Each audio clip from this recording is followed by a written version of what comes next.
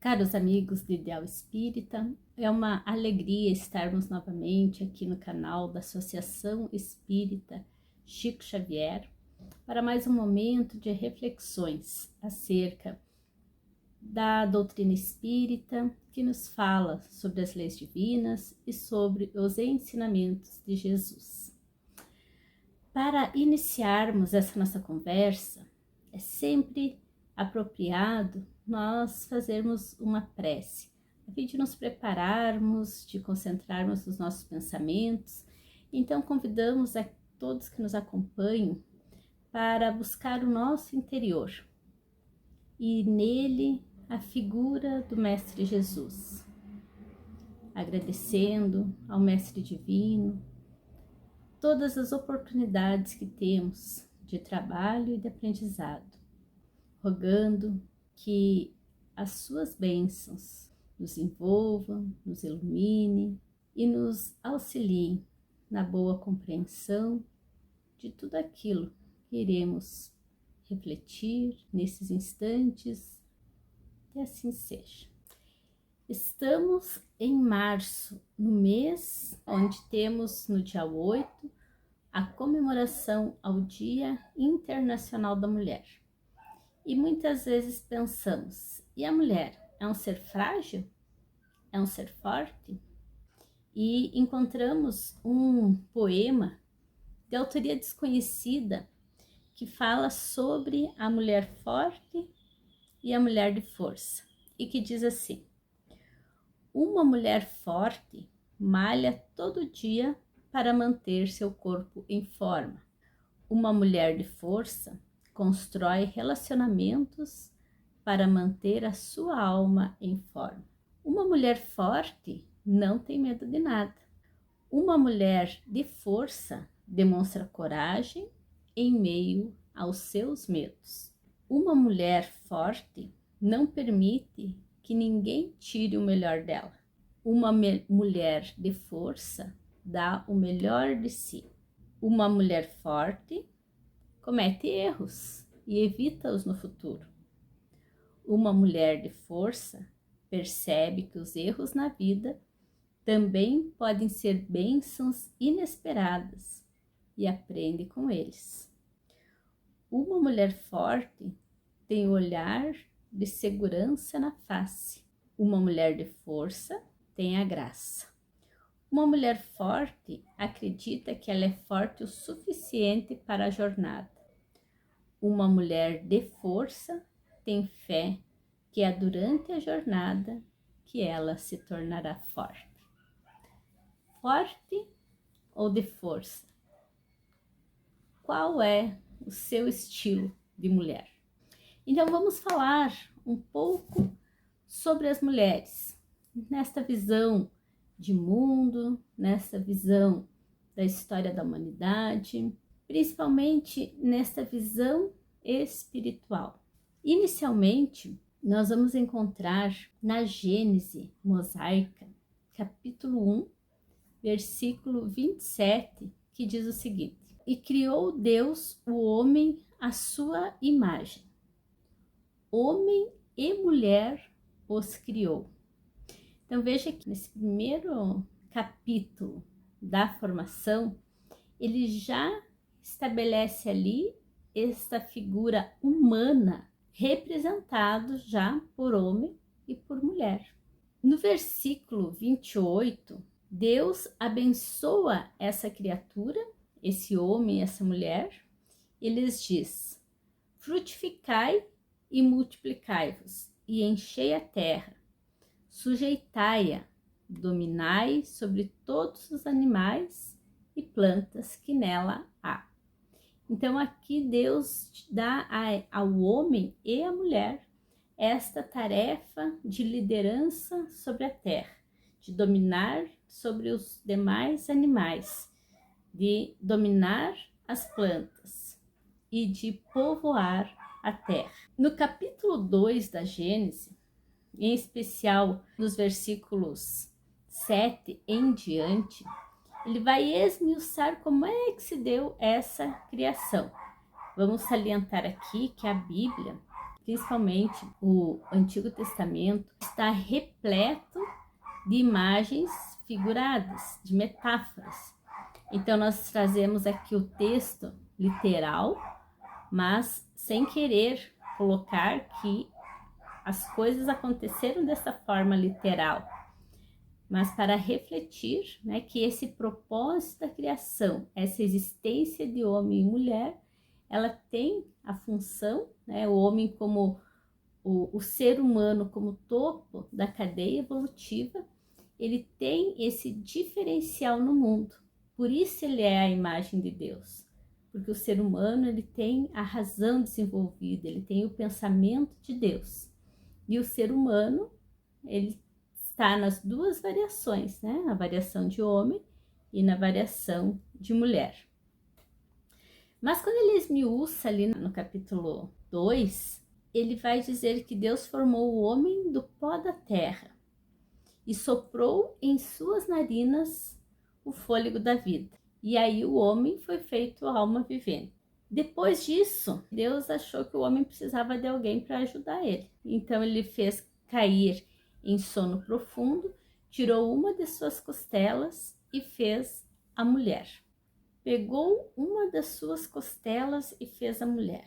As costelas são ossos que temos e que existem em pares. Nós temos 12 pares de costelas que têm a função de proteger a nossa caixa torácica, principalmente pulmões e coração. No entanto, se nós avaliarmos a anatomia do homem, nós não verificaremos ali a falta de uma costela, né? Estão ali os 12 pares, assim como a mulher tem os seus 12 pares de costelas. Mas a costela, como ela está em par, ela está uma ao lado da outra, que é exatamente para simbolizar ali que homem e mulher precisam caminhar lado a lado, que homem e mulher são solidários entre si, são corresponsáveis nesse gerenciamento do planeta Terra, como está ali no texto do capítulo 1, né? Multiplicai-vos, enchei a terra, sujeitai a terra. Então essa é uma tarefa para os dois. Por que na figura do Antigo Testamento a Eva foi tirada da costela? Porque é lado a lado. No texto posterior há uma frase de Adão que diz: essa é ossos dos meus ossos, carne da minha carne. Então, é a mesma essência. É essa a mensagem que o Antigo Testamento nos traz sobre homem e mulher. São ambos da mesma essência. Essa diferenciação dos sexos em masculino e feminino, ela ocorre apenas na expressão física, ou seja, no ser encarnado, que se estabelece, se organiza, direcionado pelo seu genoma. E são esses genes, especificamente o 23º par de cromossomos, que vai estabelecer se aquele indivíduo que se forma será um homem XY ou se será uma mulher XX. É o cromossomo Y que determina que o indivíduo será do sexo masculino. Esses cromossomos são responsáveis no decorrer do desenvolvimento do embrião em organizar aquela forma física e posteriormente de produzir em maior ou menor quantidade determinados hormônios que vão resultar nas características sexuais secundárias do ser. E o que nos diz a doutrina espírita sobre essa questão de homem e mulher? Lá na segunda parte do Livro dos Espíritos, na questão 200, Kardec pergunta se os espíritos têm sexos. E a resposta dos espíritos é a seguinte: não como o entendeis, pois que os sexos dependem do organismo. Então, a doutrina vai nos esclarecer que os espíritos não têm sexo. Eles não têm uma morfologia diferenciada, porque a morfologia sexual tem a função da reprodução. Como os espíritos desencarnados não reproduzem, não tem por que a diferenciação. Como assim? Porque existem espíritos, né? Olha o André Luiz, olha o Emmanuel, são homens. Olha a Joana, Maria Dolores, Meimei, são mulheres. Como assim que o espírito não tem sexo? O espírito ele vai se apresentar na expressão que mais lhe agrade, da encarnação que ele mais se afinize, e até para nos dar uma noção de identidade. Dito isso, nós vamos para a questão da igualdade entre homens e mulheres. Então, na terceira parte do Livro dos Espíritos, que trata das leis morais, vamos encontrar ali a lei da igualdade, que vai então tratar desta relação de igualdade entre homens e mulheres. E Kardec lhe pergunta na questão 817 se perante Deus homem e mulher são iguais.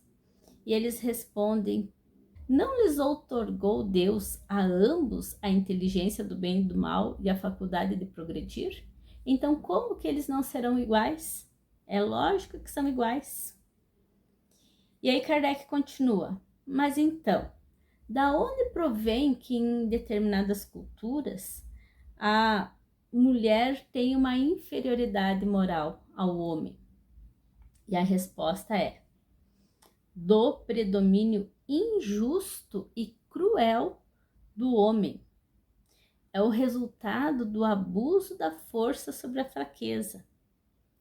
Entre homens pouco adiantados, a força faz o direito. Aí na questão 819, Kardec pergunta: mas por que a mulher é fisicamente mais fraca do que o homem? Porque realmente é, né? Fisicamente, organicamente, a gente sabe que os ossos do homem eles são mais fortes, mais resistentes que o da mulher, que os músculos do homem são realmente mais fortes que o da mulher. Então, o homem ele tem uma constituição física de maior força em relação à mulher. Aí a resposta dos espíritos é a seguinte: para lhe determinar funções específicas. Ao homem, o trabalho rude, à mulher, os trabalhos leves. A ambos, o dever de se ajudarem mutuamente. Olha que belo, né? Um complementa o outro. Um tem a força, o outro a delicadeza. E ambos precisam se ajudar.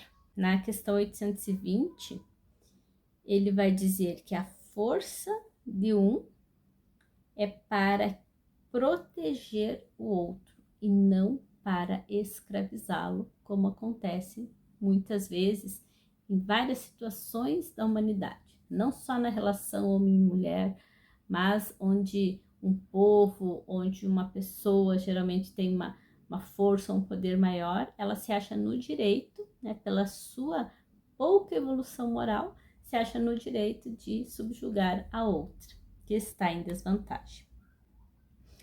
Então, nós vamos observar aqui que, em especial na mulher, a menor força física, por um lado, lhe confere a maior sensibilidade pelo outro.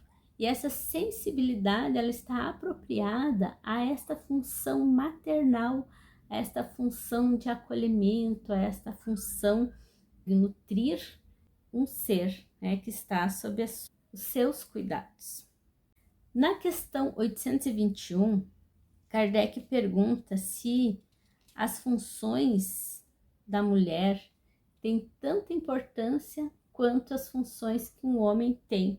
E os espíritos dizem que sim, mas a função da mulher é até mais importante que a do homem, porque é a mulher que dá ao homem as noções dos primeiros passos. Então, por mais importante que um homem seja, por melhor que seja a sua posição social, ele inicialmente necessitou dos cuidados de uma mulher. Ele necessitou de um acolhimento de útero materno. Ele necessitou de uma amamentação num seio materno. Ele necessitou desse cuidado dos primeiros anos de vida. Ele necessitou da orientação, do estudo, da educação, dos aprendizados iniciais. Aprender a falar, aprender a comer, aprender a gerenciar o seu corpo. E tudo isso, de comum, é a mulher que ensina ao homem. Então, na questão 822, ainda do Livro dos Espíritos, Kardec pergunta se uma legislação, para ser justa, deve consagrar igualdade dos direitos do homem e da mulher. E aí os espíritos dizem assim: dos direitos, sim, mas das funções, não. Porque lembremos que cada um tem a sua constituição, porque tem funções diferentes a desempenhar. Ocupe-se do exterior o homem, do interior a mulher. E aí eles vão dizer, né, que a emancipação da mulher acompanha o progresso da civilização.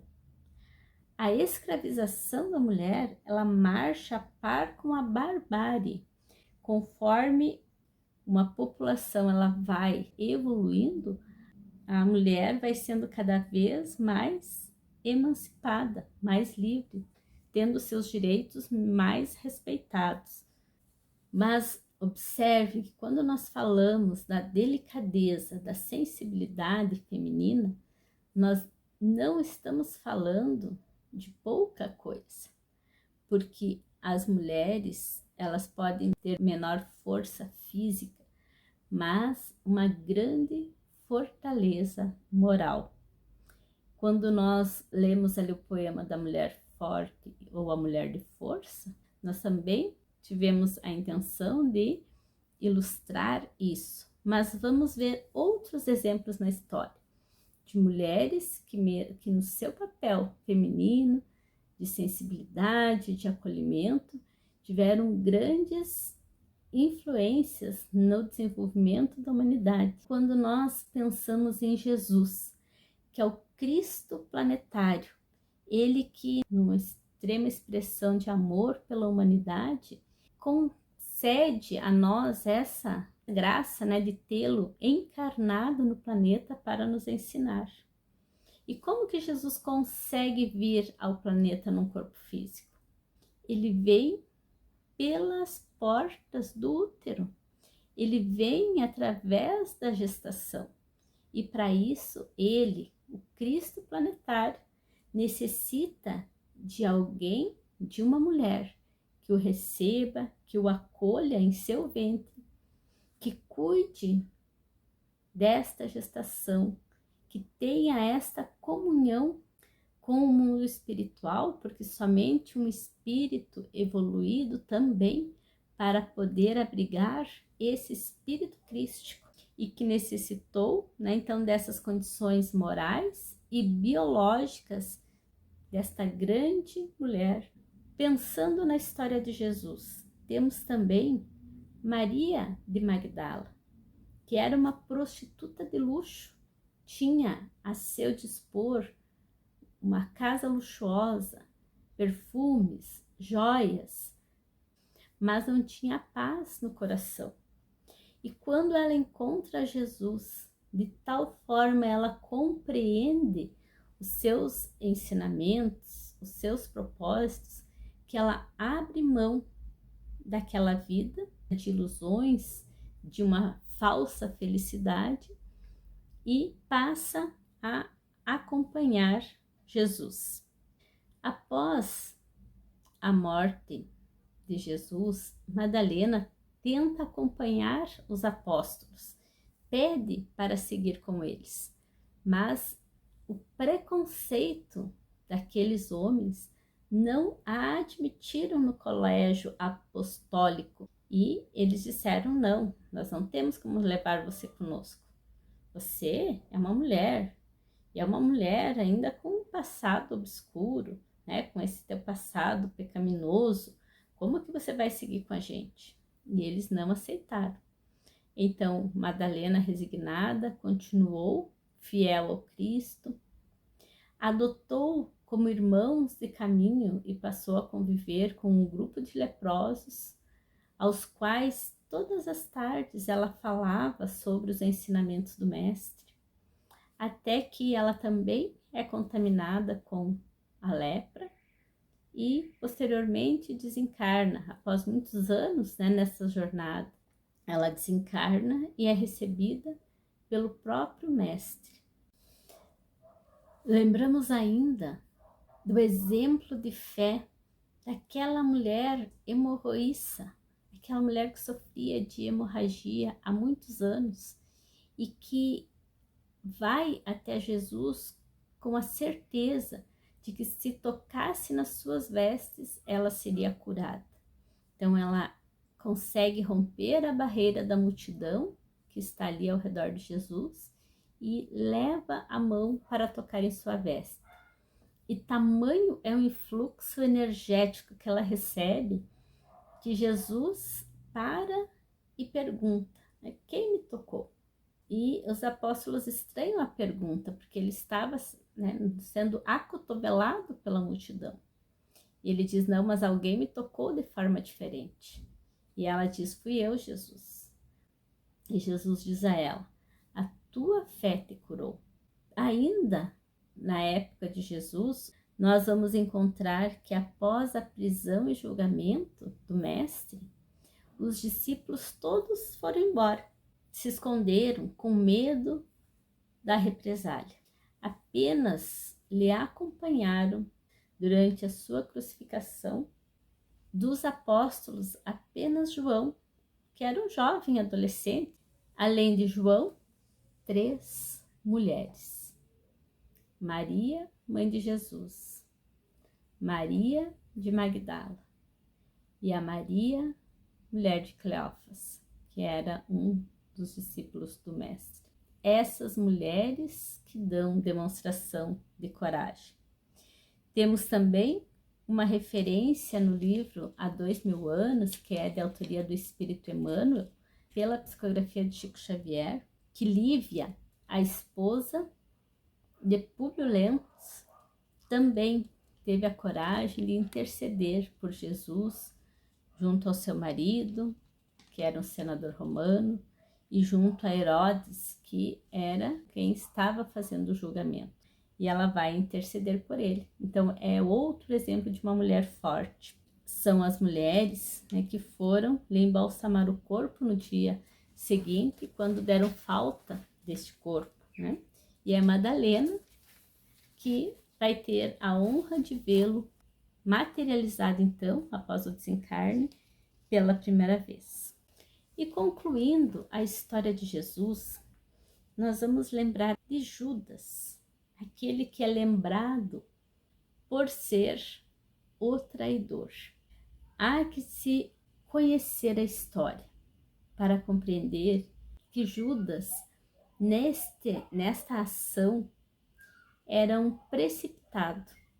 Ele não teve a paciência de esperar os acontecimentos e ele tentou antecipar os fatos. Achou que entregando Jesus, ele iria então se rebelar, iria convocar os exércitos angélicos e então iria dominar o exército romano. Mas não era essa a proposta de Jesus, porque a proposta de Jesus era o ensinamento do amor a todos indistintamente. Então Judas, após ver que não deu certo seu plano, que tudo tinha dado errado, que enfim o mestre fora preso, julgado, crucificado, não suportando a dor do remorso e apenas encontrou como solução para si o suicídio. Vamos usar essa figura de Judas para lembrar uma outra figura feminina muito importante na história da humanidade. Conta-nos Humberto de Campos, no livro Crônicas de Além Túmulo, que Judas tem a oportunidade de se redimir do seu equívoco no século XV, quando ele volta ao corpo físico. Logicamente que não foi a encarnação seguinte à de Judas, ele teve, conforme ele diz a Humberto de Campos, ele teve muitas outras experiências, muitas experiências dolorosas, inclusive, mas essa é crucial na sua redenção espiritual. Ele volta ao cenário da Terra, mas agora num corpo físico feminino, frágil, de uma jovem que foi conhecida como Joana d'Arc.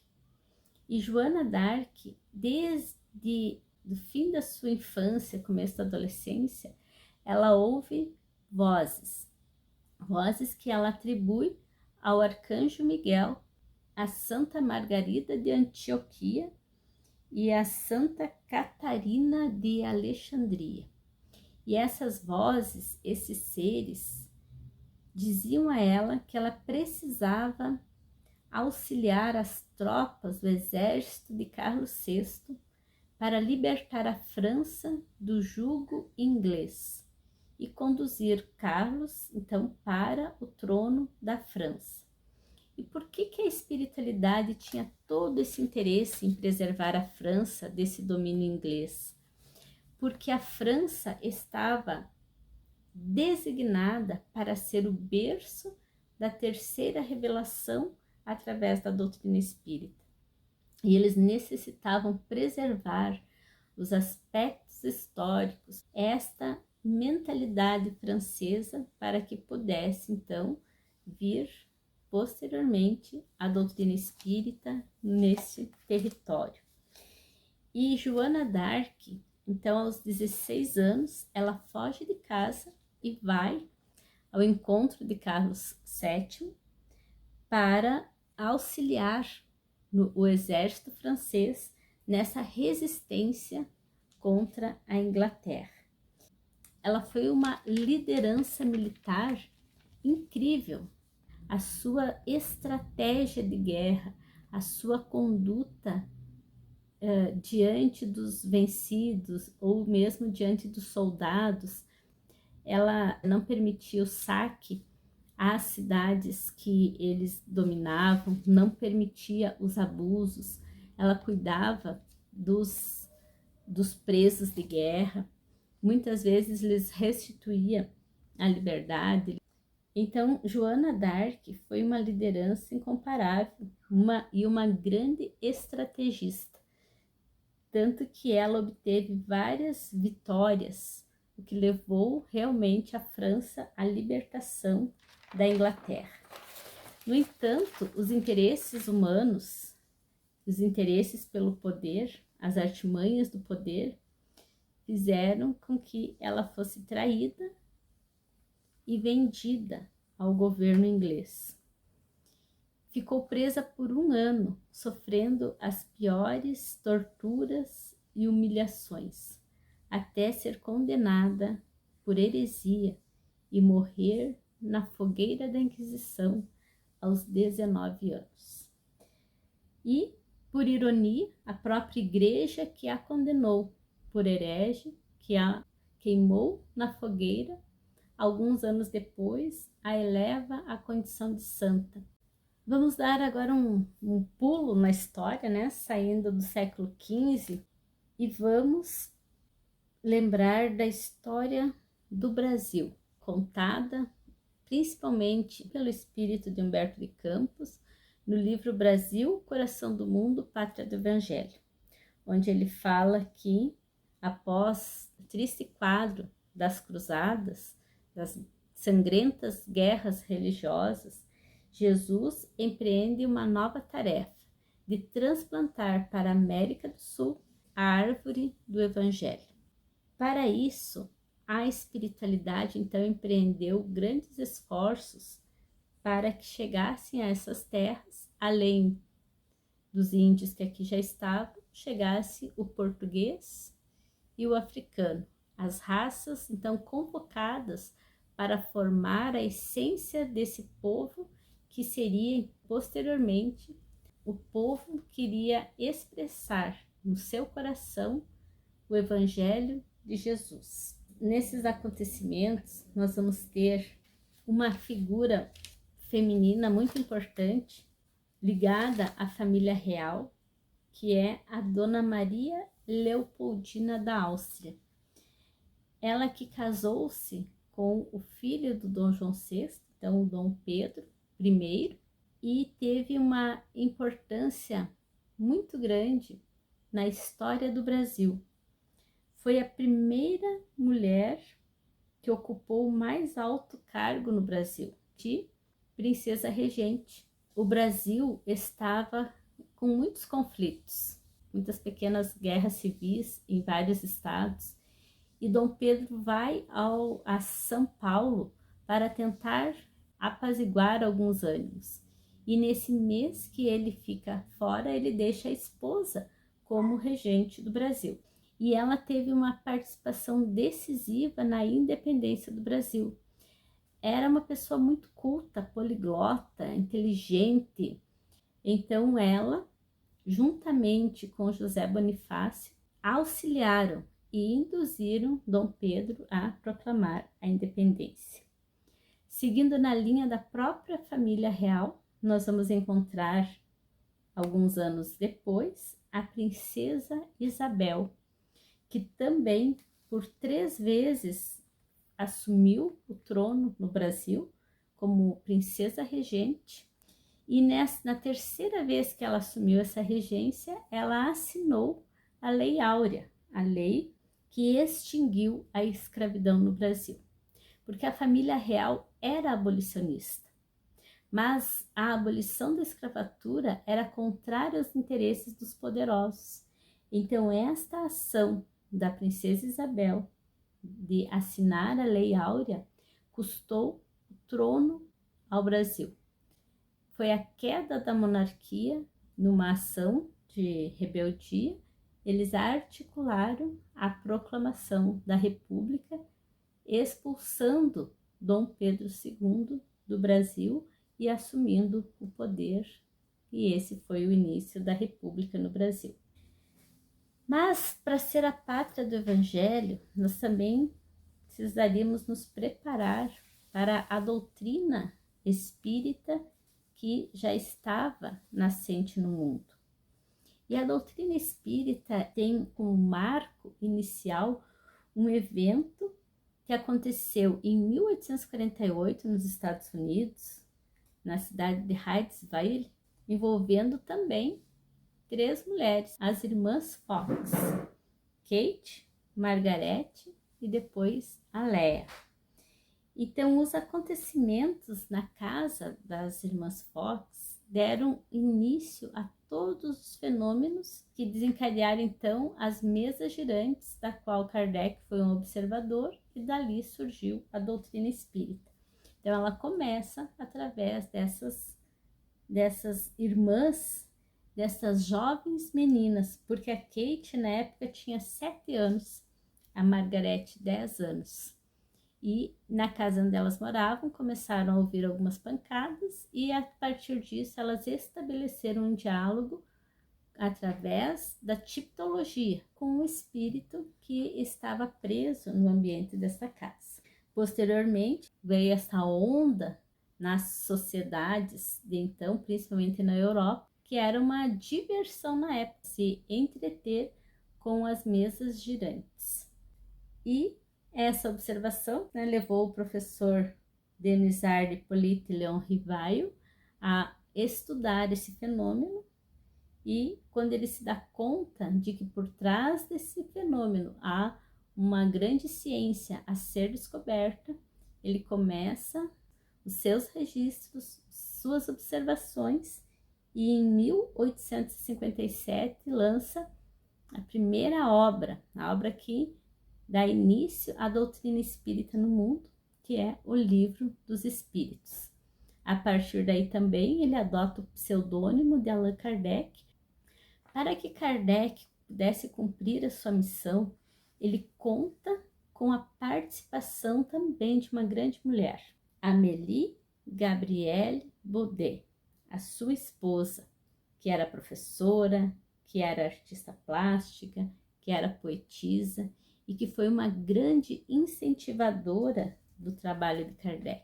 Foi uma mulher abnegada que o auxiliou em tudo que ele necessitou.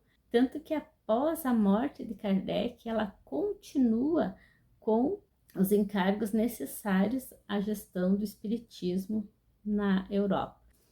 E falando em Kardec, nós vamos ver que toda esta riqueza da doutrina espírita que se desvela através da comunicação dos espíritos e que para se comunicarem necessitam de médiuns, necessitam desses intermediários, a maioria do corpo mediúnico que Kardec utilizou para a codificação espírita foi composta de mulheres. Algumas jovens mulheres de 14, de 16 anos, como a senhorita Juliette e Caroline Baldin, como a senhora Planemaison, que era a dona da casa onde o Kardec assistiu a primeira sessão das mesas girantes, a senhora Ruth Jaffé, a senhora Hermance de Foucault, ou melhor, senhorita, né, porque tinha também 14 anos nessa época.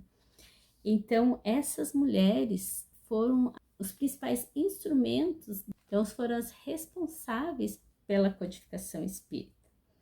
E se sabe hoje, né, que as mulheres representam mais que o dobro dos médiuns que existem no mundo, exatamente por causa da sua sensibilidade. E o que falar da gestação, né? O que falar? A gestação é a maior expressão mediúnica que se pode ter, já que é um longo processo de materialização de um espírito que estava na espiritualidade para que ele adentre ao corpo físico. E a partir daí, nós vamos ter diversas figuras femininas determinantes, né, nesse movimento espírita. Que dizer de Ivone Pereira, essa médium excepcional? Que dizer da doutora Marlene Nobre, que iniciou um trabalho pioneiro na pesquisa científica e através da fundação das associações médico-espíritas, a Associação Médico-Espírita Brasileira, que deu origem às associações médico-espírita em todos os estados e até mesmo a AME Internacional, onde inúmeros médicos espíritas têm se debruçado sobre a obra espírita, em especial a obra de André Luiz, e vem comparando essas obras com as diversas pesquisas científicas que existem hoje, aproximando cada vez mais a ciência da religião. Além disso, também temos várias mulheres em todo o mundo, mulheres valorosas que dia a dia, anonimamente, se dedicam ao mundo melhor, se dedicam a cuidar dos seus filhos, a sustentar a sua família, que não temem o trabalho, que são batalhadoras, que são donas de casa, que são mães, avós, tias, cuidadoras, que doam a sua vida em favor da humanidade. Não precisa ter títulos, não precisa ser famosa, não precisa ser reconhecida. Basta que cada um cumpra o seu papel no lugar onde se encontra. Como diz o ditado, que nós precisamos florir onde Deus nos plantou. Cada uma de nós tem uma função neste mundo, a função de tornar melhor o mundo à sua volta. E isso é uma tarefa, em especial, do coração feminino que sabe compreender, perdoar e acolher. Então, que nesta fala de reflexão sobre a mulher, nós possamos valorizar a mulher na sua expressão mais rica, mais sensível, mais bela. Essa geradora de vida, que mesmo quando não gera vida no seu próprio ventre, ela consegue acolher toda a vida que se expressa ao seu redor. E assim nós agradecemos a atenção de todos aqueles que estiveram conosco nesse tempo e rogamos ao Mestre Jesus que envolva a toda a humanidade nas suas bênçãos de luz e de paz e que acolha e abençoe a todas as mulheres deste mundo para que valorizem a sua condição de mulher e que utilizem de todo o seu afeto, de todo o seu amor, de toda a sua sensibilidade para acolher aqueles que estão à sua volta, sendo aquela irmã, aquela mãe, aquela avó que sabe abraçar e acariciar. Pedir ao Mestre amado que abençoe a toda a humanidade, que abençoe todas as mulheres, que abençoe a toda a humanidade, levando aos seus corações a luz da paz, da esperança e da fé. Que assim seja.